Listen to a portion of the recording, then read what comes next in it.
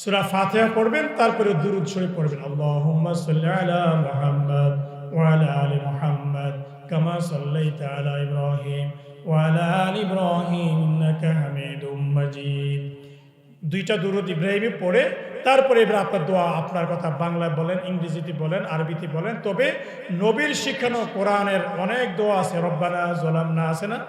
রব্বানা যালামনা আনফুসানা ওয়া ইল্লাম তাগফির লানা ওয়া তারহামনা লানাকুনান্না মিনাল খাসিরিন।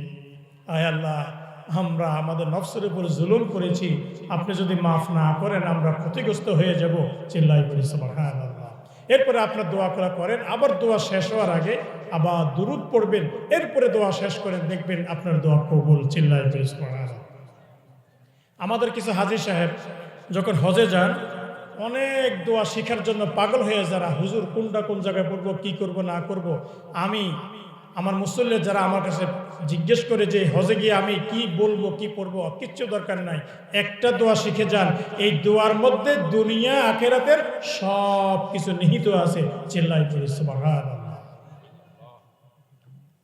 দোয়াটা আপনারা পারেন, আমরা বললে বুঝবেন। তাওয়াফ করতেছেন, কোনো সমস্যা নাই, কোরআনে কারিমের ওই দোয়া করুন, রব্বানা আতিনা ফিদ দুনিয়া হাসানাতাও ওয়া ফিল আখিরাতি হাসানা ওয়া কিনা আযাবান নার।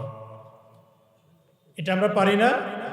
এই দোয়ার মধ্যে যাবতীয় দুনিয়ার যত কল্যাণ, আয় আল্লাহ হে আমাদের পরওয়ারদিগার, দুনিয়ার যত ভালো, আখিরাতের যত ভালো, সকল কল্যাণ তুমি আমাকে নসিব করো এবং জাহান্নামের আযাব থেকে তুমি আমাকে মাফ করে দাও। সুবহানাল্লাহ। এটা পারবো তো আমরা ইনশাআল্লাহ? হজে যখন তাওয়াফ করবেন এই দোয়াই বেশি বেশি করবেন, আপনার জন্য আর কিচ্ছু লাগবে না।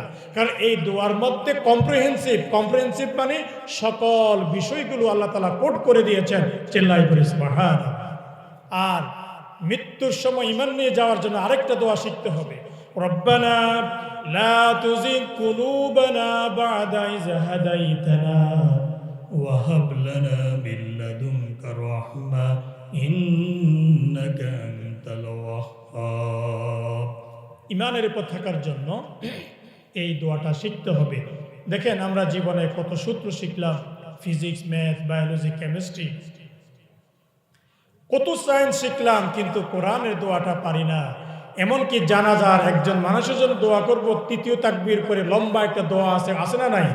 আল্লাহুম্মা গফির লি হাইয়িনা ওয়া মাইয়িতিনা। এই দোয়াটা অনেক মুসলমানের আমাদের মুখস্থ নাই। আমি মনে হয় ঠিক বলি নাই? ঠিক বলছি? অনেকে আমরা পারি না। আমরা বলি হুজুর দোয়াটা কয়ে দেন, হুজুর নিয়তগা কয়ে দেন, এই সমস্ত কথা আমরা বলি। সম্মানিত উপস্থিতি, আমি তারপরে ফেরেশতারা দোয়া করে, কেউ যদি রোগী দেখতে যায়, অসুস্থ মানুষ, তবে রোগী দেখার নিয়ম আছে। আল্লাহ রাসূল রোগী দেখতে যাইতেন অসুস্থ হওয়ার 3 দিন পরে, তাইলে বোঝা গেল এটা রোগ। 3 দিন পরে দেখতে দেওয়া সুন্নাহ। হ্যাঁ, যদি ইমার্জেন্সি কেস, অ্যাক্সিডেন্ট, অবস্থা খুব খারাপ, 3 দিন বসে জ্বর, টুকটাক জ্বর, রোগী দেখতে যাওয়া, যে ব্যক্তি রোগী দেখতে যাবে 70,000 ফেরেশতা তার জন্য দোয়া করতে থাকে। চিল্লাই বলি সুবহানাল্লাহ।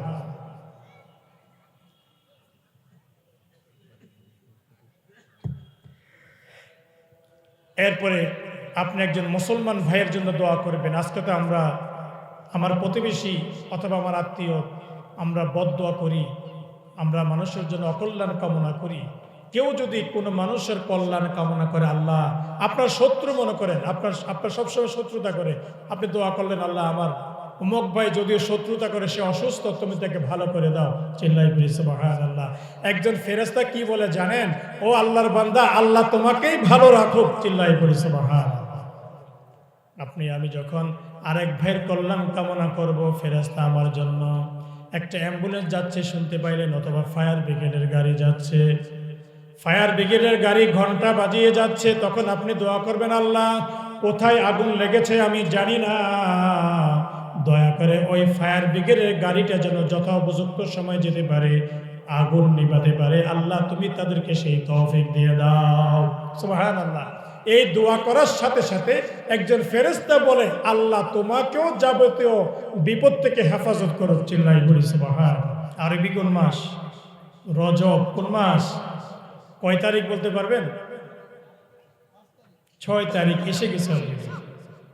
মাগরিবের পরে, ধন্যবাদ, মাগরিবের পরে 6 তারিখ চলে আসছে রজবের। আজকে 6ই রজব।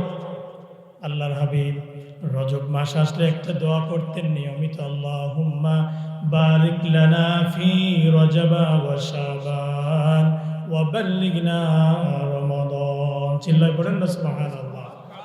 আল্লাহ রাব্বুল ইজ্জাতুল জালাল রজব মাস আসলে দোয়া করতেন। উম্মতে দোয়া যখন করবে, এই দোয়া করার পর যদি তার কোনো উম্মত রমজানে পৌঁছতে না পারে, আল্লাহ তাআলার কাছে আকাঙ্ক্ষা পোষণ করার কারণে হায়াত যদি আমরা না কুলা, হায়াত যদি না পাই, রমজান মাস পর্যন্ত যদি হায়াত না পাই, রজব মাসে দোয়া করার কারণে আল্লাহ মাহে রমজানের সওয়াব তখন দিয়ে দিবেন।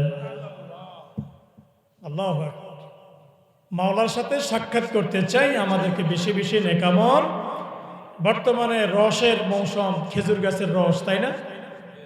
চৈত্র মাসে রস পাওয়া যাবে? পাওয়া যাবে না। এখন থেকে একজন কৃষক, আল্লাহর হাবিব এভাবে বলেছেন, একজন কৃষক যখন তার জমি প্রথমবার হাল চাষ দেয়, আগাছা পরিষ্কার করে, তারপরে জমিতে বীজ বুনে, বীজ যখন গজায় অথবা হালি যখন লাগায়, তারপর খেতে নিড়ি দেয়, পানি দেয়, সার দেয়, জমিনটা সতেজ হয়ে যায়। তারপরের মাসে ওই কৃষক যখন ধানটা পেকে যায়, হলুদ বর্ণ হয়ে যায়, সোনালী ফসল ঘরে কেটে নিয়ে আসে। চিল্লায় বলি সুবহানাল্লাহ। আল্লাহর হাবিব বলেছেন, একজন ইমানদার রজব মাস থেকে তার হৃদয়কে, তার আমলকে সুন্দর করার জন্য চাষ দিবে। তার মানে কি? চাষ দেওয়া মানে সে গীবত শিকায়ত করবে না, সে মানুষের চুগলখড়ি করবে না, সে মানুষের কোনো অন্যায় কাজে লিপ্ত হবে না, ঝগড়াঝাটি করবে না, ইমানকে মজবুতি করে নিবে রজব মাসে। আর একটু শাবান মাসে আরো বেশি সংযমী হবে। মাহে রমজানে যেন কোনো অবস্থাতেই যেন রমজানের একটা সেকেন্ডও যেন জীবন থেকে ছুটে না যায় ইবাদত ছাড়া। সুবহানাল্লাহ। ইমানদার রজব মাসে দোয়া করবে, অনুশীলন করবে, শাবান মাসে করবে। মাহে রমজানে ঈদুল ফিতর নামাজ যখন ময়দানে পড়তে আসবে, আল্লাহর ফেরেশতারা ওই ব্যক্তিকে সুসংবাদ দিবে, তুমি মাসুম অবস্থায় তোমার ঘরে ফিরে যাও। সুবহানাল্লাহ। রাজি আছেন তো? গীবত, গীবত আমাদের কাছে সবচেয়ে মজার জিনিস। গীবত, গীবত মানে একটা লোক একটা কাজ করছে অন্যায়, ওই কাজটা আপনি বলে বলে বেড়ালেন, কাজটা সঠিক, ওই কথাটা যদিও সঠিক হয়, এই কথাটা যদি ওই ব্যক্তির সামনে আপনি বলেন, সেইটা রাগ করবে, সেইটা হচ্ছে গীবত। গীবত হচ্ছে আল গীবাতু আসাদ্দু মিনাল জিনা, জিনার চাইতে নিকৃষ্ট গীবত বলে বেড়ানো। জোরে বলেন না নাউজুবিল্লাহ। শুনেন, আমরা তো কত গীবত করি।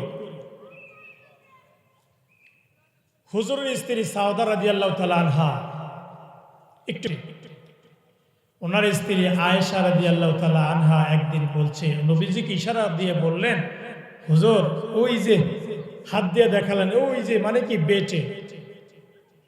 আল্লাহর হাবিব বললেন, আয়েশা তোমার এই কথাটা যদি সমুদ্রে ছেড়ে দেওয়া হয়, সমুদ্রের পানিগুলো সব লালে লাল হয়ে যাবে। জোরে জোরে বলেন না নাউজুবিল্লাহ। এই সামান্য কথা গীবত হয়ে গেল। কিন্তু আমরা সমাজে যারা আছি, সূরা হুমাযার মধ্যে আল্লাহ তাআলা কি সুন্দর করে বলছেন দেখেন, খুব ভালো করে। আমরা তো অর্থ বুঝি না। পড়েন, ওয়াইলুল লিকুল্লি হুমাযাতিল লুমাযা আল্লাযী জামাআ মালান ওয়া আদ্দাদা।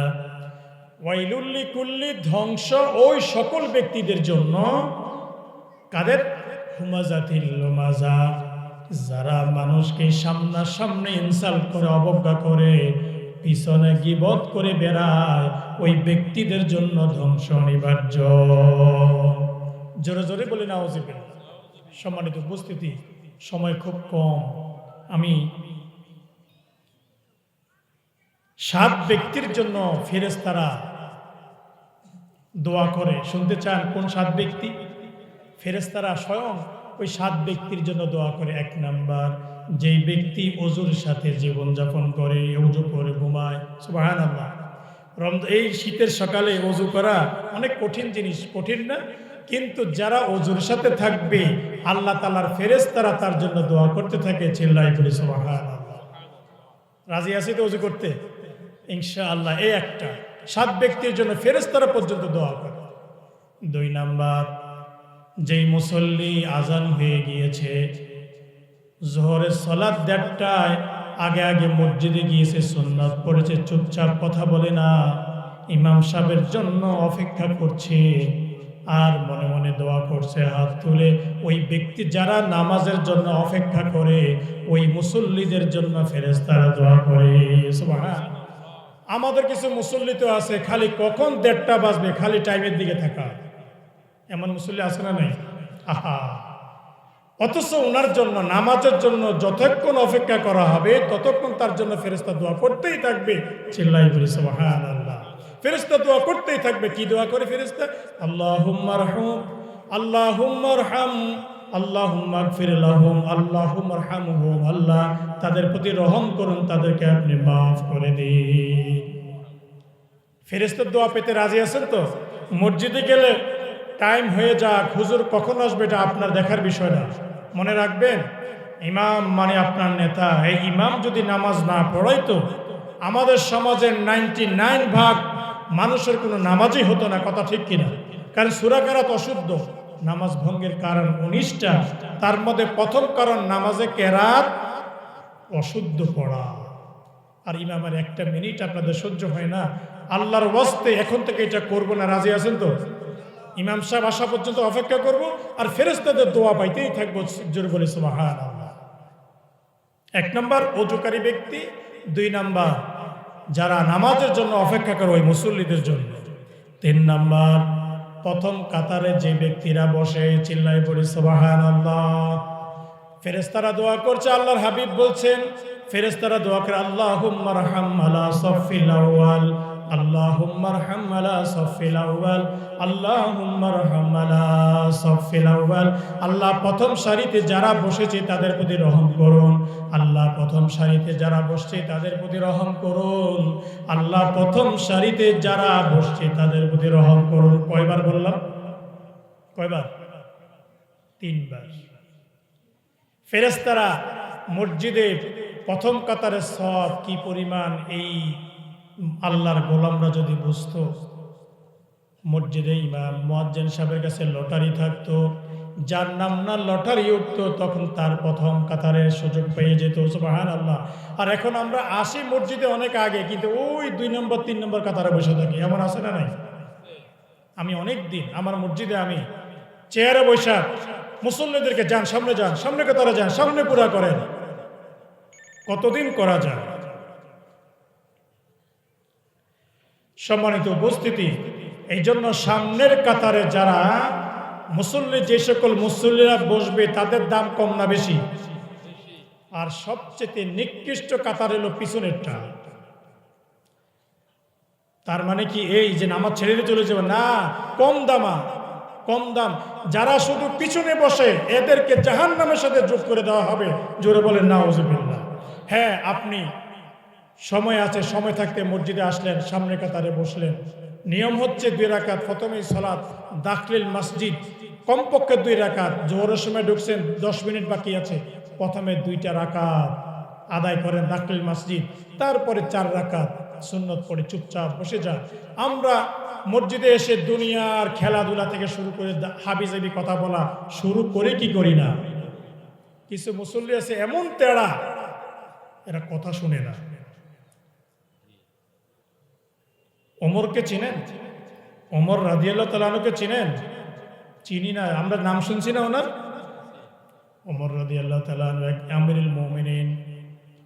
মসজিদে নববীতে ওনার আমলে 2 জন মুসল্লি ওই দূরে বসে বসে কথা বলছে। ওমর রাদিয়াল্লাহু তাআলা আনহু দূর থেকে তাকে একটা ঢিল মারলেন। কথা বলেন না, ডাকেন না, হে এদিকে আসো, এমন বলেন নাই। ওমর রাদিয়াল্লাহু তাআলা আনহু ওই ব্যক্তিকে ঢিল মারার পরে যখন তাকাইছে, হাতে ইশারা করলেন, এদিকে আসো। যখন লোক দুইটা সামনে আসলো, বললেন তোমরা কোন এলাকার লোক? বলল আমরা ইয়েমেন থেকে এসেছি। ওমর বলছেন যদি তোমরা ইয়েমেনের লোক না হইতা, এক মদিনার লোক হইতা, এখন তোমাদেরকে বেত্রাঘাত করতাম। মসজিদে আসছো, কথা বলছো কেন? সুবহানাল্লাহ বলতে ইচ্ছে হয় না? আমাদের একটা রোগ, মক্কাতে দেখছি, যারা হজে গিয়েছে দেখবেন মক্কা মদিনার লোকেরা মসজিদে ঢুকলে নামাজ তেলাওয়াত, নামাজ শেষ করে সুন্নত পড়ে তারা কি করে?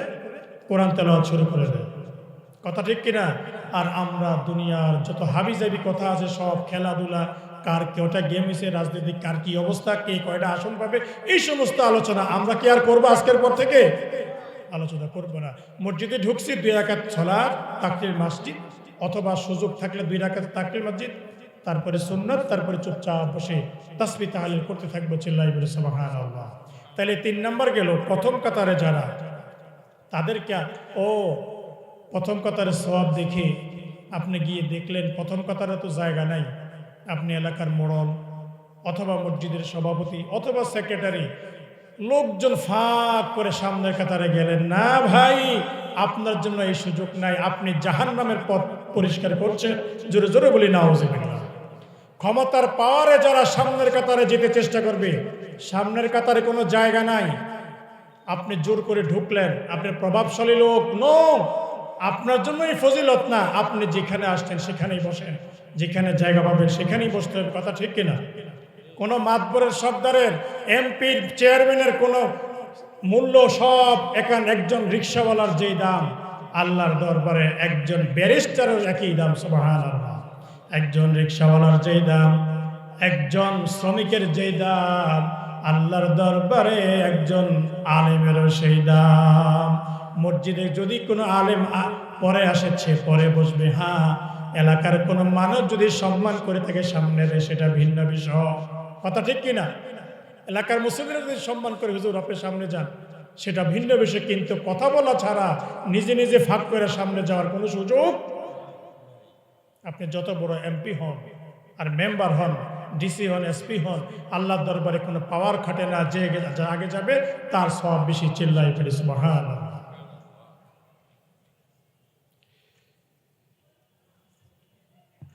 তারপরে ফেরেশতা 4 নম্বরে দোয়া করে, যে ব্যক্তি যারা আমাদের নবীজির উপরে দুরূদ পড়ে, চিল্লাই পড়ে সুবহানাল্লাহ, যে ব্যক্তি আল্লাহর রাসূলের উপরে একবার দুরূদ পড়বে, আল্লাহ তাআলা ওই ব্যক্তির আমলনামা থেকে 10টা গুনাহ মাফ করে দিবেন। ওই ব্যক্তির 10টা মর্যাদা বুলন্দ করে দিবেন। ওই ব্যক্তিকে আল্লাহ তাআলা 10টা মর্যাদা দিবেন, 10টা নেকি দিবেন, 10টা গুনাহ আমলনামা থেকে বাদ দিয়ে দিবেন। দুরূদ পড়লে লাভ না লস? আমরা অনেক সময় দোয়া করে দোয়া কবুল হয় না। কেন হয় না জানেন? আদব জানি না। দোয়া করার সময় প্রথমে আল্লাহর প্রশংসা করতে হবে। আল্লাহর সবচেয়ে বড় প্রশংসা হলো সূরা ফাতিহা দিয়ে শুরু করা। বলেন না সুবহানাল্লাহ। আচ্ছা আসেন, সূরা ফাতিহার মর্যাদা একটু জেনে নেই। আসমানি কিতাব কয়খানা? 104 খানা। এর মধ্যে শ্রেষ্ঠ 4 খানা। 100 আসমানি কিতাবের মধ্যে যা আছে, 4 খানার মধ্যে তা আছে।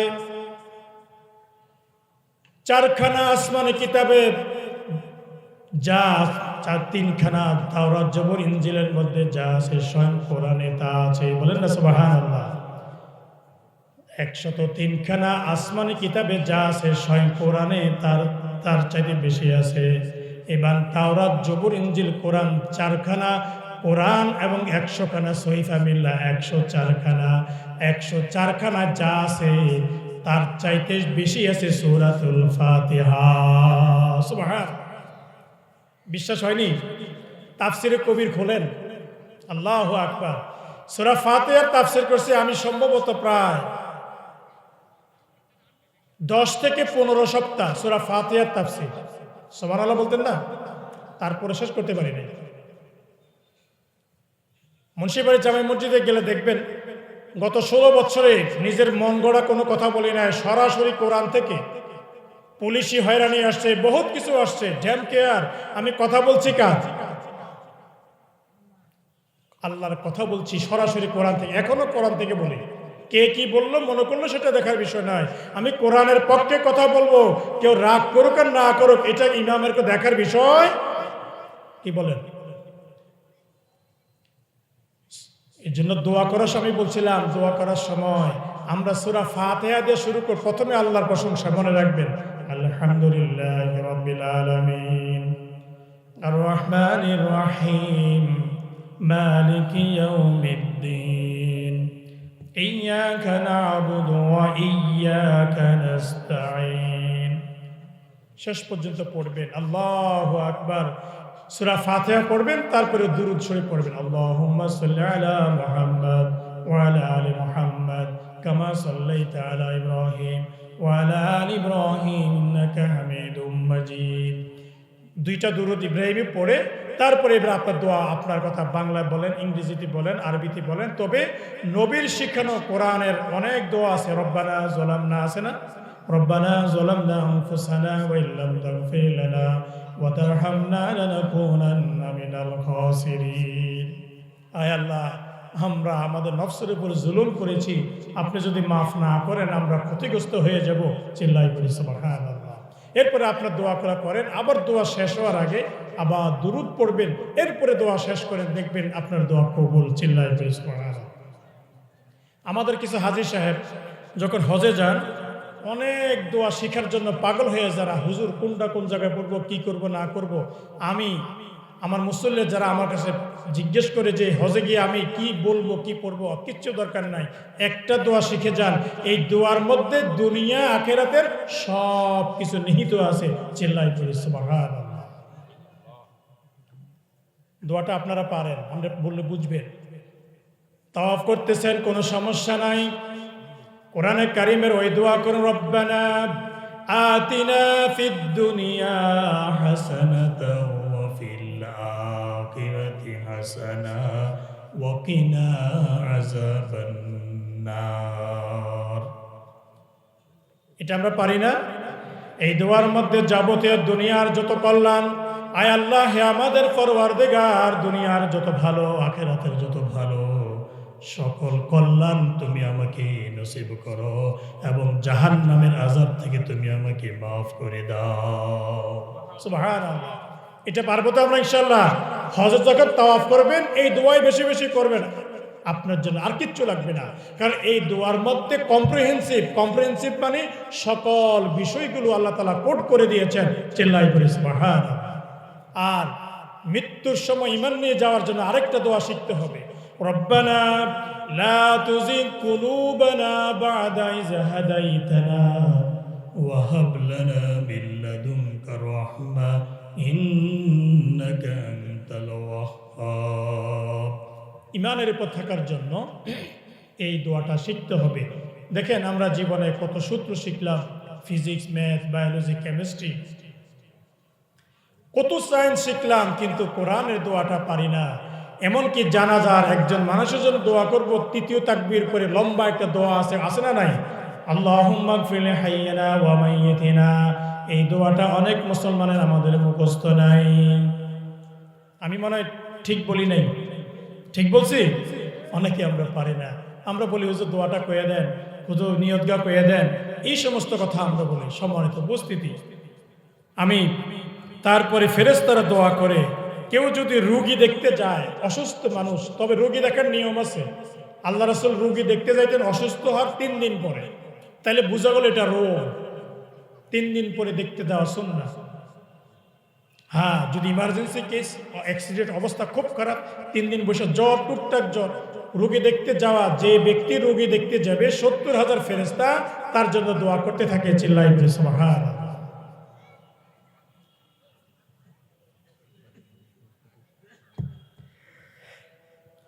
এরপরে আপনি একজন মুসলমান ভাইয়ের জন্য দোয়া করবেন। আজকে তো আমরা আমার প্রতিবেশী অথবা আমার আত্মীয়, আমরা বদদোয়া করি, আমরা মানুষের জন্য অকল্যাণ কামনা করি। কেউ যদি কোনো মানুষের কল্যাণ কামনা করে, আল্লাহ আপনার শত্রু মনে করেন, আপনার সবসময় শত্রুতা করে, আপনি দোয়া করলেন, আল্লাহ আমার অমুক ভাই যদিও শত্রুতা করে, সে অসুস্থ, তুমি তাকে ভালো করে দাও। চিল্লাই বলি সুবহানাল্লাহ। একজন ফেরেশতা কি বলে জানেন? ও আল্লাহর বান্দা, আল্লাহ তোমাকেই ভালো রাখুক। চিল্লাই বলি সুবহানাল্লাহ। আপনি আমি যখন আরেক ভাইয়ের কল্যাণ কামনা করব, ফেরেশতা আমার জন্য একটা অ্যাম্বুলেন্স যাচ্ছে শুনতে পাইলেন, অথবা ফায়ার ব্রিগেডের গাড়ি যাচ্ছে, ফায়ার ব্রিগেডের গাড়ি ঘন্টা বাজিয়ে যাচ্ছে, তখন আপনি দোয়া করবেন, আল্লাহ কোথায় আগুন লেগেছে আমি জানি না, দয়া করে ওই ফায়ার ব্রিগেডের গাড়িটা যেন যথোপযুক্ত সময় যেতে পারে, আগুন নিভাতে পারে। আল্লাহ তুমি তাদেরকে সেই তৌফিক দিয়ে দাও। সুবহানাল্লাহ। এই দোয়া করার সাথে সাথে একজন ফেরেশতা বলে, আল্লাহ তোমাকেও যাবতীয় বিপদ থেকে হেফাজত করো। চিল্লাই বলি সুবহানাল্লাহ। একটা অ্যাম্বুলেন্স যাচ্ছে, আপনি বলেন, আল্লাহ অ্যাম্বুলেন্স যাচ্ছে কি বা কারা জানি না, এই রোগীটাকে তুমি সুস্থভাবে পৌঁছায় দাও, তাকে সুস্থ করে দাও। যে ব্যক্তি অন্য মানুষের কল্যাণের দোয়া করবে, আল্লাহর ফেরেশতা তার জন্য উল্টা দোয়া করবে। চিল্লাই করে সুবহানাল্লাহ। সম্মানিত উপস্থিতি, সময় একদম খুব কাছে, আর 2 মিনিট বাকি আছে। কল্যাণের পথে, যেই পথে ইসলাম কায়েমের জন্য আজকে সারা বিশ্বে ইসলামের উপরে বিভিন্ন আঘাত, আমাদের বিবেককে খাটাতে হবে। ইসলামের কথা বললেই বিভিন্ন ট্যাগ দেওয়া হয়, অমক সমক হাবিজাবি অনেক কিছু বলা হয়। ইসলামের কাজে, ইসলাম দিন প্রতিষ্ঠার জন্য কেউ যদি আপনার কাছে কোনো টাকা পয়সা চায়, ওই কল্যাণের পথে যদি আপনি দান করেন, আল্লাহ তাআলাও আপনার ফেরেশতারা আপনার জন্য দোয়া করতে থাকবে। চিল্লাই করি সুবহানাল্লাহ। আসুন আমরা আল্লাহর কাছে দোয়া করি। কথা একদম কম, 7 ব্যক্তির জন্য ফেরেশতারা দোয়া করে। এর মধ্যে আপনারা নিশ্চয়ই জেনেছেন, যারা ওযুর সাথে থাকে সব সময়, এদের ঈমান নসিব হয়ে যাবে। আর আরেকটা বিষয়, ঈমান যদি ঘুমের মধ্যে যদি আমরা কেউ মারা যাই, একটা আমল করতে হবে আল্লাহর হাবিব যেটা করতেন। এই কথা বলে আমি শেষ করছি। রাতে শোয়ার সময় সূরা কাফিরুন, সূরা ইখলাস, সূরা ফালাক, নাস, এই 4 কুল পড়ে যখন আপনি শুইবেন, ঘুমের মধ্যে যদি কারো মৃত্যু এসে যায়, আল্লাহ তাআলা এর আমলের কারণে তাকে ঈমান নানার সুযোগ করে দেবেন। চিল্লায় বলি সুবহানাল্লাহ। আল্লাহ আমাদের সকলকে বেশি বেশি নেকামল করার, আমার আয়াতও ছিল বেশি বেশি নেকামল করার। রজব মাস আসছে, আমরা এখন থেকে দোয়া করবো, আল্লাহুম্মা বারিক লানা ফি রজব ওয়া শাবান ওয়া বাল্লিগনা রমাদান। করবো তো ইনশাআল্লাহ?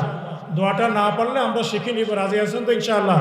এই জন্য শেষ পর্যন্ত আমাদের রুহুল্লাহ শাহজুলি তিনি পথে আছেন, এসে পড়বে ইনশাআল্লাহ। এশার নামাজের পরেই পীর সাহেব কচুয়া এবং এনাতুল আব্বাসী সাহেব ওনার পরে আলোচনা পেশ করবেন। হ্যাঁ, সংবাদ পেলাম আবুল হাসান শাহ মোহাম্মদ রুহুল্লাহ শাহজুলি তিনি এসে গেছেন। বলেন আলহামদুলিল্লাহ। এশার পরেই আজান হবে, এখানে জামাত হবে, তারপরে আমরা বসে যাবো ইনশাআল্লাহ। আসসালামু আলাইকুম ওয়া রাহমাতুল্লাহ।